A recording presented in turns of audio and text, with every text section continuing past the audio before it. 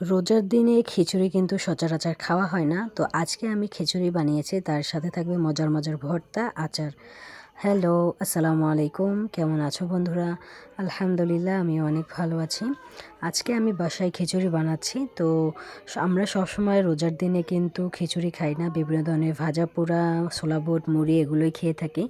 তো আজকে আমি ভাবলাম ভিন্ন কিছু ট্রাই করি। তো এই তো এখন আমি মশলাগুলো সুন্দর করে একে একে বেটে নিচ্ছি। এখানে জিরা বাটে নিচ্ছি, তারপরে আদা রসুন সব কিছু বেটে গুছিয়ে রাখবো। আর ওইদিকে আমি চাল ডাল একসাথ করে রেখেছি, সেটাও ভালো মতো ধুয়ে নিয়ে আসবো কিছুক্ষণের মধ্যে। তো এই রোজার দিনে যে ভিন্ন ধরনের কিছু আমি ট্রাই করছি, এটাই আমার কাছে অনেক ভালো লাগে। আমি সবসময় ইউনিক কিছু করার চেষ্টা করি। আর স্পেশালি আমার মনে হয় আমরা তো সবসময় ছোলা বুট এগুলো খেয়েই থাকি, কিন্তু খিচুড়ি তো আমরা সচরাচর খাই না, অন্তত রোজার দিনে। সেজন্য আমি ভাবলাম একটু খিচুড়ি বানাই।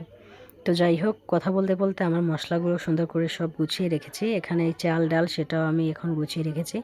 আমি একটু দিন থাকতে থাকতে রান্না করে নেব, কারণ আসর আজানের পরে রান্না করতে গেলে এদিকে গুছাতেও সময় লাগে। তারপর আমার যেহেতু ছোট একটা মেয়ে আছে, ওকেও সময় দিতে হয়।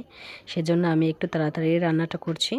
আর এখানে আমি ভর্তা বানাবো, সেজন্য কাঁচামরিচ, রসুন, ধনিয়া পাতা সুন্দর করে সব ভেজে রেখেছি। আর সেই পাতিলেই আমি খিচুড়িটা বসিয়ে দিয়েছি। এখানে আমি দারচিনি, এলাচ, লবঙ্গ, পেঁয়াজ সুন্দর করে ভেজে রেখেছি।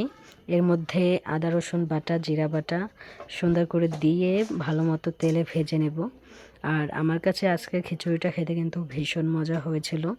তো মশলা আমার মোটামুটি কষানো কমপ্লিট। এর মধ্যে আমি আস্ত আলু দিয়ে দিয়েছি, আর এখানে এই আলুগুলো একটু আমি বড় করেই কেটে দিয়েছি। আমার কাছে খিচুড়িতে আলু দিয়ে খেতে ভালো লাগে। তো মশলাটা সুন্দর করে কষিয়ে এর মধ্যে আমি চাল ডাল এটাও দিয়ে দিলাম।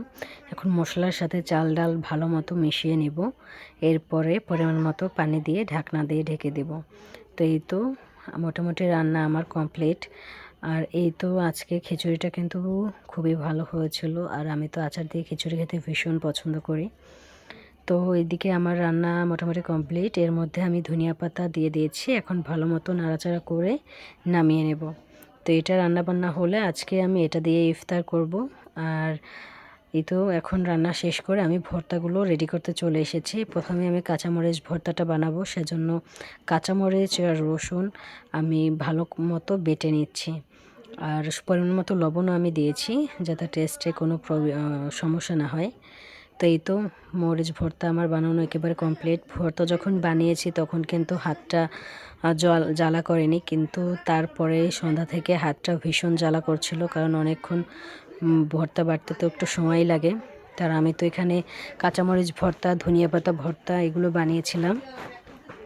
তো আমার মোটামুটি ভর্তা বানানো একেবারে কমপ্লিট। আর আজকের ভর্তা দিয়ে খিচুড়িটা আমি সার্ভ করব, সাথে থাকবে আচার। কোনো কথাই নেই, খুবই মজা হবে।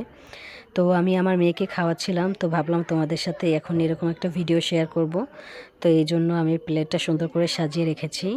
ইনশাল্লাহ এটা ইফতারি করব এটা দিয়ে। তো এখানে আমি মরিচ ভর্তা নিয়েছি, লেবু নিয়েছি, কাঁচামরিচ, আচার সব কিছু মিলিয়েই আজকের খিচুড়িটা একেবারে খুবই মজার ছিল।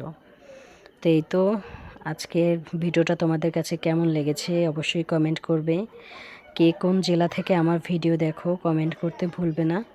তো প্রথমেই আমি এখানে ধনিয়া পাতা নিয়ে নিচ্ছি। আমি যখন ইফতার করেছি সেই সময় ভিডিওটা করে রেখেছিলাম, তোমাদের সাথে শেয়ার করব।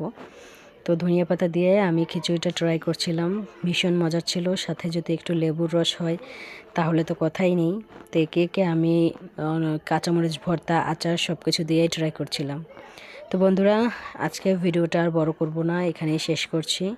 ইনশাল্লাহ এরপর নতুন কোনো ভিডিওতে তোমাদের সাথে কথা হবে। সে পর্যন্ত সবাই ভালো থাকো, সুস্থ থাকো, দোয়া করি। আমার জন্য দোয়া করবে। তোমাদের জন্য অনেক অনেক ভালোবাসা।